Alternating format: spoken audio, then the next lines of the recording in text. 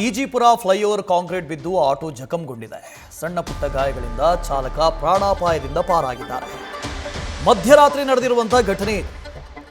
ದಶಕಗಳಿಂದ ಇನ್ನೂ ಈಜಿಪುರ ಫ್ಲೈಓವರ್ನ ಕೆಲಸ ಮುಗಿತಾನೇ ಇಲ್ಲ. ಜನರ ಸಂಚಾರಕ್ಕೂ ಮೊದಲೇ ಕಾಂಕ್ರೀಟ್ ಉದುರಿ ಬೀಳ್ತಾ ಇದೆ. ಇದು ಫಿನಿಶ್ ಆಗೋ ರೀತಿಯಲ್ಲಿ ಕಾಣಿಸ್ತಾ ಇಲ್ಲ. ಸುಮಾರು 10 ವರ್ಷ ಆಯಿತು. BBMPನೇ ನಿರ್ವಹಣೆ ಮಾಡ್ತಾ ಇದೆ. BBMP ಆ ಕಾಮಗಾರಿಯನ್ನು ನಡೆಸ್ತಾ ಇದೆ. ನೋಡಿ, ದೃಶ್ಯದಲ್ಲಿ ಗಮನಿಸ್ತಾ ಇದ್ದೀರಿ. ಈ BBMPಯಿಂದ ತೆಗೆದು ಇದನ್ನು ಪುರಾತತ್ವ ಇಲಾಖೆಗೂ ಕೊಟ್ಟರೆ ಒಳ್ಳೆಯದು ಅಂತ ಅನ್ಸುತ್ತೆ. ಎಲ್ಲರೂ ಬಂದು ಅದಕ್ಕೊಂದು 10 ರೂಪಾಯಿನೋ 50 ರೂಪಾಯಿನೋ ಟಿಕೆಟ್ ಇಡಿ, ಎಲ್ಲರೂ ನೋಡ್ತಾರೆ ಫ್ಲೈಓವರ್ ಹೆಂಗಿದೆ ಅಂತ. ನೋಡಿ ಅವ್ರ ಪಾಡಿಗೆ ಹೋಗ್ತಾರೆ. ಇನ್ನು ಉದ್ಘಾಟನೆನೇ ಆಗಿಲ್ಲ. ಶುರುವಾಗಿ 10 ವರ್ಷ ಆಯಿತು. ಇನ್ನೂ ಕಾಮಗಾರಿ ಮುಕ್ತಾಯ ಆಗಿಲ್ಲ. ಕಾಂಕ್ರೀಟ್ ಬೀಳ್ತಾ ಇದೆ. ಆಹಾ, ಇನ್ನಿದು ಮುಗಿಯೋದು ಹೌದಾ? ಇದರಲ್ಲಿ ಓಡಾಡೋದು ಹೌದಾ? ಜನ ವಾಹನಗಳು ಓಡಾಡೋದು ಹೌದಾ? ಅದಕ್ಕೊಂದು ಬಲೆ ಕಟ್ಟಿದ್ದಾರೆ, ಇನ್ನು ಬೀಳಬಾರ್ದು ಅಂತ. ಎಷ್ಟು ವರ್ಷ ಅಂತ ತಡೆಯುತ್ತೆ ಅದಾದ್ರೂ? ಇದು ಉದ್ಘಾಟನೆ ಆಗೋ ಹೊತ್ತಿಗೆ ಅದರ ಫಿಟ್ನೆಸ್ಸೇ ಇರೋದಿಲ್ಲ ಅಂತ ಅನ್ಸುತ್ತೆ. ಶುರುವಾಗಿ ಒಂದು 10 ವರ್ಷ ಆಯ್ತು. ಇನ್ನೂ ಫಿನಿಶ್ ಮಾಡೋದಕ್ಕಾಗ್ತಾ ಇಲ್ಲ, ಇನ್ನೂ ಪೂರ್ಣ ಮಾಡೋದಕ್ಕಾಗ್ತಾ ಇಲ್ಲ ಅಂತ ಹೇಳಿದ್ರೆ, ಆಹಾ, ಎಂಥ ಅಧಿಕಾರಿಗಳು, ಎಂಥ ವ್ಯವಸ್ಥೆ. ಯಾರಾದರೂ ಜನ ಓಡಾಡ್ತಾ ಇದ್ದಾಗ ಅವ್ರ ತಲೆ ಮೇಲೆ ಬಿದ್ದಿದ್ದೀರೆ, ಮುಗದೇ ಹೋಗಿರೋದು, ಒಂದು ಹೆಣ ಬಿದ್ದಿರೋದಲ್ಲಿ. ನೋಡಿ ಎಷ್ಟೆಷ್ಟು ದೊಡ್ಡ ದೊಡ್ಡ ತುಂಡುಗಳು ಬಿದ್ದಿದ್ದಾವೆ, ಕಾಂಕ್ರೀಟ್ನ ತುಂಡುಗಳು. ಪ್ರೀಕಾಸ್ಟಿಂಗ್ ಅದು, ಅಂದರೆ ಅಲ್ಲೇ ಬಂದು ಜಾಯಿನ್ ಮಾಡೋದು, ಬೇರೆ ಕಡೆಯಿಂದ ಮಾಡಿ ತಂದು ಜಾಯಿನ್ ಮಾಡ್ತಾರೆ, ಪ್ರೀಕಾಸ್ಟಿಂಗ್. ಬಟ್ ಯಾರು ಇದು ಮಾಡಿರೋದು ಅದನ್ನಾದರೂ ನೋಡಬೇಕಲ್ವಾ? ಅವ್ರ ವಿರುದ್ಧ ಏನಾದರೂ ಕ್ರಮ ಆಗುತ್ತಾ ಇನ್ನು ಮುಂದೆ?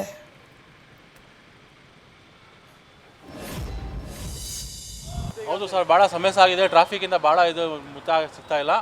ಭಾಳ ಭಯ ಆಗುತ್ತೆ ಸರ್. ಇಲ್ಲಿಂದ ಓಡಾಡಬೇಕಂದ್ರೆ ಭಾಳ ಭಯ ಆಗುತ್ತೆ. ನನ್ನ ಸಂಜೆ ಅಂದರೆ ಆ ಥರ ಆಟೋ ಮೇಲೆ ಬಿದ್ದಿದೆ ಅಂತೆ. ಅದರಿಂದ ಓಡಾಡೋಕ್ಕೆ ಭಾಳ ಭಯ ಆಗುತ್ತೆ. ಆದಷ್ಟು ಬೇಗ ಕೆಲಸ ಮುಗಿಸ್ರೆ ಬೇಗ ಒಳ್ಳೇದಿದೆ ಸರ್. ಈಗ ಸರ್ ನೀವು ನೋಡಿದಂಗೆ ಎಷ್ಟು ವರ್ಷದಿಂದ ನೋಡ್ತಾ ಇದ್ದೀರಾ ಇದನ್ನು? ಇದು ಐತೆ ಸರ್, ನಾನು ನೋಡ್ತಾ ಇದ್ದೀನಿ. ಆಟೋ ಓಡಲಿ 8 ವರ್ಷ ಆಯ್ತು ನಾನು ಕೂತ್ಕೊಂಡು. 8 ವರ್ಷದಿಂದ ಹಂಗೆ ಇದೆ ಸರ್. ಹಂಗೆ ಇದೆ. ಮಳೆ ಬಂದರೆ ಅಲ್ಲೆಲ್ಲ ಹಂಗೆ ಭಾಳ ಭಯ ಆಗುತ್ತೆ ಸರ್. ನೀರೆಲ್ಲ ತುಂಬ್ಕೊಂಡುತ್ತೆ. ಇದು ಭಾಳ ಸಮಸ್ಯೆ ಆಗ್ತಿದೆ ಸರ್. ಈಜಿಪುರ ಉದುರುತ್ತೆ ಸರ್. ನೀರು ಮರ ಅದೆಲ್ಲ ಬೀಳೇ ಬೀಳುತ್ತೆ. ಪ್ಲಾಸ್ಟಿಕ್ ಅದೆಲ್ಲ ಬೀಳೇ ಬೀಳುತ್ತೆ. ಭಾಳ ಸಮಸ್ಯೆ ಆಗುತ್ತೆ ಸರ್. ಹೌದು ಸರ್, ಗೊತ್ತಾಯ್ತು. ನಾನು ಬೆಳಗ್ಗೆ ನೋಡಿದೆ. ಅದು ಅವ್ರಿಗೇನೋ ಆಗಿಲ್ಲ, ಹೆಂಗೋ ಅಂತ ಇದಾಗಿದೆ ಸರ್. ಭಾಳ ತೊಂದರೆ ಆಗಿದೆ ಸರ್. ಭಾಳ ನಿನ್ನೆ ಸುಮಾರು 9:30 ನಾನು ಒಂದು ಫೋನ್ ಕಾಲ್ನ ರಿಸೀವ್ ಮಾಡಿದೆ. ರಿಸೀವ್ ಮಾಡಿದ ಕೂಡಲೇ ನಾನು ಈಗ ಈ ಸ್ಪಾಟಿಗೆ ಬಂದಿದ್ದೆ. ನಾನು ಆ್ಯಕ್ಚುಲಿ ನೆನ್ನೆ ಬಂದಾಗ ಈ ಸೆಗ್ಮೆಂಟ್ ಪಿಯರ್ 31, 32 ಮಧ್ಯೆ ಒಂದು ಸೆಗ್ಮೆಂಟು ಕ್ರ್ಯಾಕ್ ಓಪ್ ಆಗಿದೆ.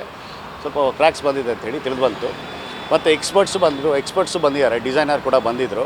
ನಾವು ಮೇಲ್ಗಡೆ ಹೋಗಿ ಎಲ್ಲ ನೋಡಿ ಬಂದಿದ್ದೀವಿ. ಇದನ್ನು ಫೈನಲ್ ಕಾಲು ಎಕ್ಸ್ಪರ್ಟ್ ಒಪಿನಿಯನು ಮತ್ತು ಇಂಡಿಯನ್ ಇನ್ಸ್ಟಿಟ್ಯೂಟ್ ಆಫ್ ಸೈನ್ಸ್ ಅವರಿಂದೆಲ್ಲ ಒಪಿನಿಯನ್ ತೆಗೆದು ನಾವು ಮುಂದುವರ್ತೀವಿ. Nothing to worry as of ನಾವು. ಏನಕ್ಕಾಗಿದೆ ಸರ್?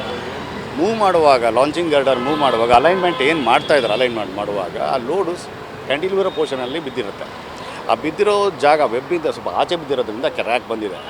ಸೊ ಇದನ್ನು ಒಂದು ಒಪಿನಿಯನ್ ತೊಗೊಂಡು ನಾವು ಮುಂದುವರಿಸ್ತೀವಿ ಏನು ಮಾಡಬೇಕು ಅಂತ ಹೇಳಿ. ಸ್ಲ್ಯಾಬ್ ಕ್ವಾಲಿಟಿ ಚೆನ್ನಾಗಿ ಇಲ್ಲ ಸ್ಲ್ಯಾಬ್ ಪೋರ್ಷನ್ ಏನಿದೆ, ಕ್ಯಾಂಟಿಲಿವರ್ ಪೋರ್ಷನ್ ಇರುತ್ತೆ.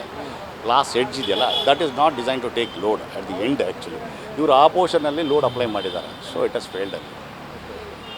ಈಗ ಸದ್ಯಕ್ಕೆ ಏನಿದು ನಾವು ಲೋಡನ್ನು ತೆಗೆದುಬಿಟ್ಟು ಹಾಗೆ ಮಾಡಿದ್ದೀವಿ ಇದನ್ನ.